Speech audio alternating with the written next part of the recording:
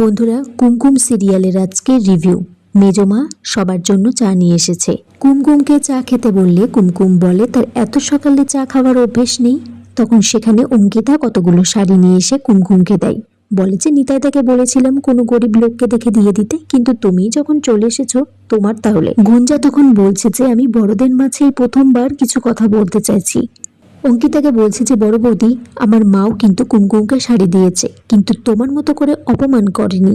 কুমকুম বলছে যে তারকে গরিব বলেছে বলে তার কোনো অপমান বোধ হয়নি, কিন্তু আম্মা বলেছে যে এই বাড়ির মান সম্মান তার সাথেও জড়িয়ে আছে, তাই সে ছেঁড়া শাড়ি পরে যদি ঘোরে তাহলে এই বাড়ির সকলের অপমান হবে, তাই কুমকুম এই শাড়িগুলো নিতে পারবে না। তখন সেখানে ঈশান এসে কুমকুমকে বলছে যে রেডি হয়ে নিতে, তাকে শপিং মলে নিয়ে যাবে।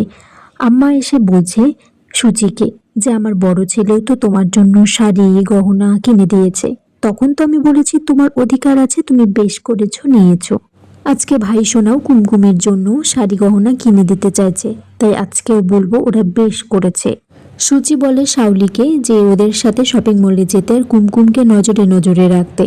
শাওলি বলছে সে ওখানে গিয়ে যদি বোরিং হয়ে যায়, তাই সে রবিকে ফোন করে বলে যে শপিং মলে আসার জন্য, কিন্তু রবি বলে যে তার অনেক কাজ আছে, সে যেতে পারবে না। ফোনটা মুখের উপরে কেটে দেয়।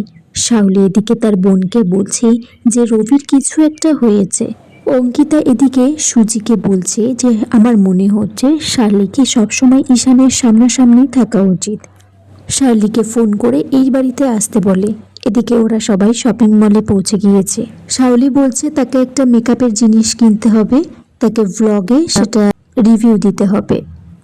ঈশান তার ভাই বোনদেরকে বলে যে সেই নিউ ইয়র্ক থেকে কিছুই আনতে পারেনি, এই শপিং মল থেকে যাদের যা খুশি তারা কিনতে পারে, টাকাটা ঈশান দেবে। কুমকুম ঈশানকে বলছে যে সাহেব বাবু, আমার মনে হচ্ছে এখানকার সমস্ত শাড়ি অনেক দামি, তো আমরা অন্য কোথাও যাই যেখানে একটু কম দামের শাড়ি পাওয়া যাবে। ঈশানদিকে শাওলির বোন উর্মি তার জন্য বয়ফ্রেন্ডের জন্য অপেক্ষা করছে, তাই বয়ফ্রেন্ডের নাম সায়ন, সে সেখানে এলে সবার সাথে আলাপ করিয়ে দেয়।